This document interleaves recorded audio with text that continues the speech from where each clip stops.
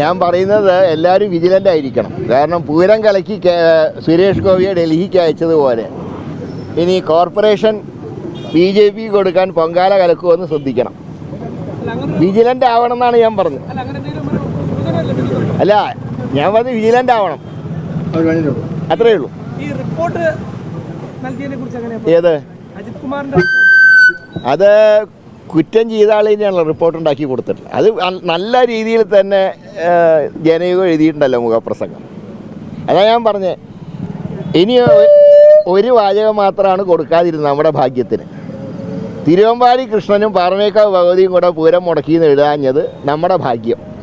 പക്ഷെ അതേസമയം തന്നെ ഈ UDF-ന്റെ മുദ്രാവാക്യങ്ങൾക്കും ബലം പോരല്ലോ. എന്താ UDF-ഉം ഒരു അന്വേഷണ റിപ്പോർട്ട് KPCC തയ്യാറാക്കി, അതുപോലും പുറത്തു വിടുന്നില്ലല്ലോ.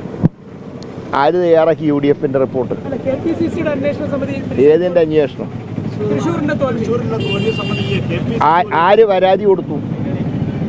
അല്ല, KC ജോസഫും അത് തന്നെ. ആരാ പരാതി കൊടുത്തത്? പരാതി കൊടുക്കാതെ തന്നെ KPCC അന്വേഷിച്ചത്. അങ്ങനെയാണെങ്കിൽ അതിന്റെ റിപ്പോർട്ട് എന്താണെന്ന് നിങ്ങൾ KPCയോട് ചോദിക്കുക. എന്നോട് ചോദിച്ചിട്ട് കാര്യം, കാരണം ഞാൻ പരാതിക്കാരനല്ല. തൃശ്ശൂരിലെ പൂരത്തിന്റെ തൃശ്ശൂരിലെ നമ്മളെ UDF സ്ഥാനാർത്ഥിയുടെ പരാജയത്തിന് കാരണം തൃശ്ശൂർ പൂരത്തിന്റെ പ്രശ്നമല്ല എന്നതാണ് ഉപസമിതിയുടെ റിപ്പോർട്ട്. അത് UDF-നെ സംബന്ധിച്ചിടത്തോളം പരാജയ കാരണങ്ങളിലൊന്ന്. പക്ഷേ UDF-ന്റെ സംഘടനാപരമായിട്ടുള്ള ദൗർബല്യമാണെങ്കിൽ അതിന്റെ മെച്ചം കിട്ടേണ്ട LDF-നല്ലേ? അടുത്ത ചോദ്യം അതാ. തൃശ്ശൂരിൻ്റെ ഒരു രീതി അങ്ങനെയാണല്ലോ. കരുണാകരൻ മത്സരിച്ചു. സംഘടനാപരമായിട്ടുള്ള പ്രശ്നങ്ങളെ കാരണം അദ്ദേഹം പരാജയപ്പെട്ടവർ ജയിച്ചത് VV രാഘവനാണ്. ഇവിടെ സുനിൽകുമാർ അല്ല ജയിക്കുന്നത്, ഇവിടെ ജയിച്ച BJP.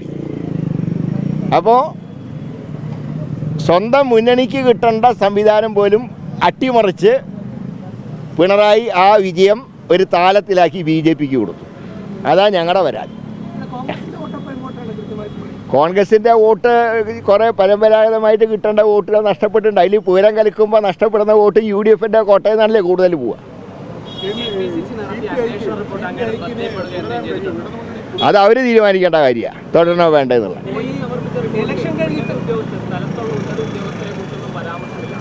അല്ല, അത് എങ്ങനെയാണ് പരാമർശിക്കുക? ഈ അജിത് കുമാർ അന്ന് സ്ഥലത്തുണ്ട്, പിന്നെ അദ്ദേഹം പറയുമോ ഞാൻ അവിടെ ഉണ്ടായിരുന്നു എന്ന്? ഏത് റിപ്പോർട്ട്? KPCയുടെ റിപ്പോർട്ട് എന്തിൻ്റെ അടിസ്ഥാനത്തിലാണ് തയ്യാറാക്കിയത്? നിങ്ങൾ KPC പ്രസിഡന്റിനോട് ചോദിക്കുക. കാരണം ഞാൻ ആരെക്കുറിച്ചും പരാതി പറഞ്ഞിട്ടില്ല. പരാതി എന്നെക്കുറിച്ചേ ഉള്ളൂ എനിക്ക്. ഞാൻ അവിടെ പോയിട്ട് വെറുതെ നിന്ന് കൊടുത്തു, അതാണ് എന്നെക്കുറിച്ച് എനിക്കുള്ള പരാതി. പിന്നെ എന്തിനാ ബാക്കിയുള്ളവരുടെ തലയിൽ കെട്ടി വയ്ക്കുന്നതിനാ പരാതി?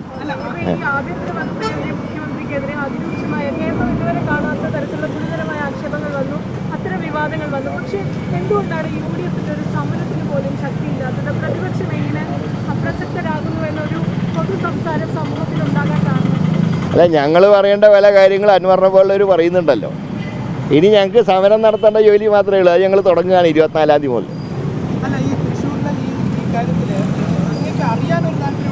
എനിക്കൊരു താല്പര്യമില്ല അറിയാൻ. അതെ, അല്ല അതല്ല, അതിപ്പോൾ ഒരു മറ്റേ എന്താണ്, ഒരു ഫ്ലൈറ്റിൽ ഡൽഹിക്ക് പോകേണ്ടതിന് പകരം അങ്ങനത്തെ ഒരു വണ്ടിയിൽ കയറിയാൽ എവിടെ പോകും? അതന്നെ ഞാൻ പറഞ്ഞിട്ടുള്ളൂ. പരാജയം, സംഘടനാ രംഗത്തെ വീഴ്ച, ന്യൂനപക്ഷ വോട്ടുകൾ ചോർന്നുപോയി, അവസാനത്തെ മാറ്റിയത്, ഇങ്ങനെയുള്ള പ്രധാനപ്പെട്ട കാര്യങ്ങളും പറയാം. അപ്പോൾ ഇത്തരം കാര്യങ്ങൾ KM അംഗീകരിക്കുന്നുണ്ടോ? അല്ല, റിപ്പോർട്ട് ഞാൻ വായിച്ചിട്ടില്ല. വായിച്ചാലേ ഞാൻ അംഗീകരിക്കില്ല എന്ന് പറയാൻ പറ്റൂ. എനിക്ക് പരാതിയില്ല, ഞാൻ പരാതിക്കാരനല്ല. ഞാൻ പരാതി എന്നെക്കുറിച്ചേ ഉള്ളൂ. എനിക്ക് എന്തിന് സംഭവിച്ചു എന്നുള്ളതാണ് ഞാനിപ്പോൾ എന്നോട് തന്നെ ചോദിക്കുന്നത്. ഏതാ? അതൊന്നും പാർട്ടി തീരുമാനിക്കേണ്ട കാര്യമാണ്. കാരണം അൻവറിനെ കുറിച്ച് ഞങ്ങൾക്ക് ചില റിസർവേഷൻ ഉണ്ട്.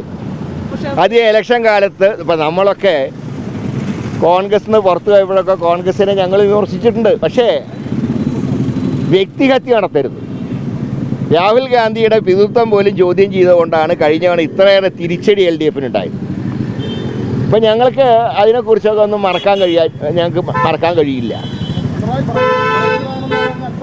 അതെ, പിണറായിയാണ് അതിൻ്റെ പിന്നിൽ. പിണറായി പറയിപ്പിച്ചു. അത് ഏറ്റു പറയേണ്ട ആവശ്യമുണ്ടായിരുന്നോ അൻവറിനെ പോലെ പഴയ കോൺഗ്രസ്സുകാരന്?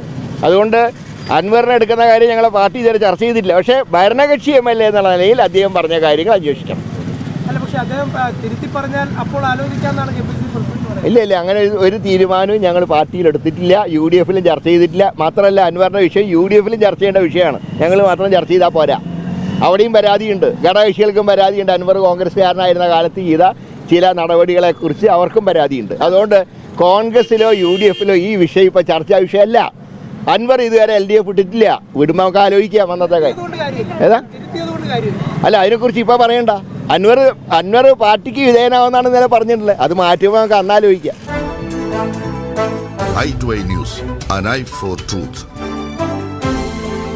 i2i News സബ്സ്ക്രൈബ് ചെയ്തിട്ടില്ലാത്തവർ ഇപ്പോൾ തന്നെ സബ്സ്ക്രൈബ് ചെയ്യുക. നോട്ടിഫിക്കേഷൻ ലഭിക്കുവാൻ ബെൽ ബട്ടണും അമർത്തുക.